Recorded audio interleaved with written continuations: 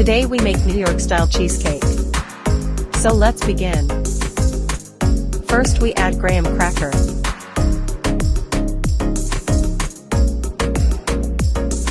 Now add 6 tablespoons of unsalted butter.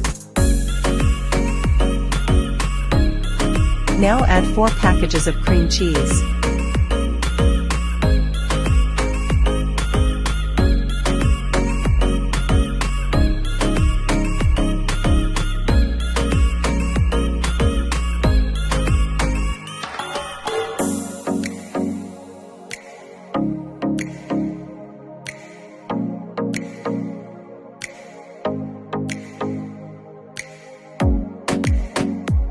Now add some eggs and mix them with creamy cheese to melt it.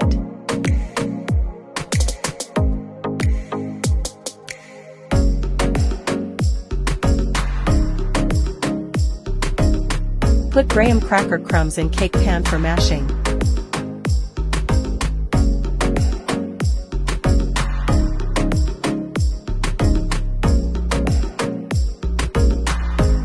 Lastly, add that melted cheese in crumbles and after that bake them.